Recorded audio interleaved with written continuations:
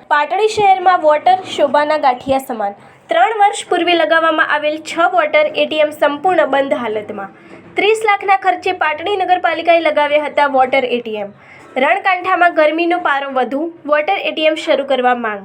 1 રૂપિયામાં 1 લીટર અને 5 રૂપિયામાં 20 લીટર ઠંડુ પાણી મળશે તેવા સ્વપ્ન બતાવવામાં આવ્યા હતા। નાગરિકોના રૂપિયા અણઘટ વહીવટના કારણે પાણીમાં ગયા। મશીન વેચનાર વિરુદ્ધ પણ નથી કરાઈ કાર્યવાહી।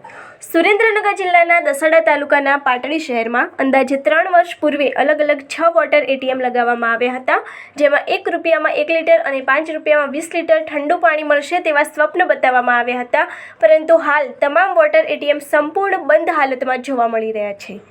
સુરેન્દ્રનગર જિલ્લાના દસાડા તાલુકાના પાટડી શહેરમાં પાટડી 4 રસ્તા, દરબારી ચોક, વિરમગામ દરવાજા, ખારાગોડા રોડ, નવા દરવાજા પાસે, જેના બાદ રોડ પર વોટર એટીએમ 3 વર્ષ પૂર્વે લગાવવામાં આવ્યા હતા, જેમાં માત્ર 4 રસ્તાનું વોટર એટીએમ થોડા દિવસ ચાલુ રહ્યું હતું, જ્યારે અન્ય 5 વોટર એટીએમ એક પણ દિવસ શરૂ કરાયા નથી અને હાલ ભંગાર હાલતમાં જોવા મળી રહ્યા છે।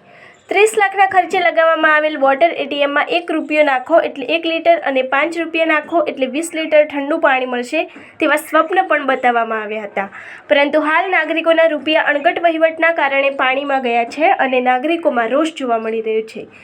પાટડી નગરપાલિકાએ જાળવણી માટે ટેકનિશિયન ન મળતો હોવાનું રટણ કર્યું હતું। હવે નગરજનોને ઓછા ખર્ચે ઠંડુ મિનરલ વોટર ક્યારે મળે છે તે જોવાનું રહ્યું। આ અંગેની વધુ માહિતી માટે જોતા રહો ભારત ટાઈમ્સ ન્યૂઝ।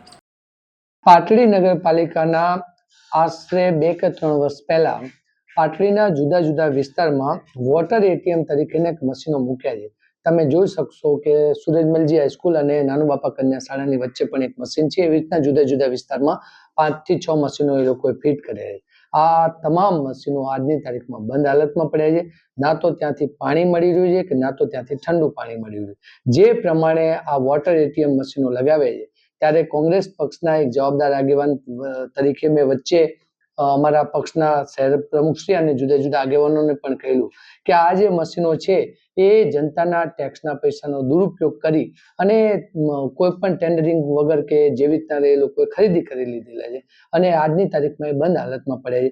ત્યાંથી નગરજનોને પીવાનું પાણી તો ઠંડુ કે એટીએમથી મળી રહ્યું નથી, પરંતુ પાણી પીવા માટે એમને બીજી કોઈ પણ પરબ પર ડિપેન્ડ રહેવું પડે છે। ત્યારે હું તો એવું માનું છું કે ત્યાં એક સ્ટીકર મારી દેવું પડે કે આ પાટડી નગરપાલિકા એ બીજેપી સંચાલિત નગરપાલિકા છે, એટલે અહીંયા નગરજનોને પીવાનું પાણી નહીં મળે તો બીજે જઈને પાણી પી।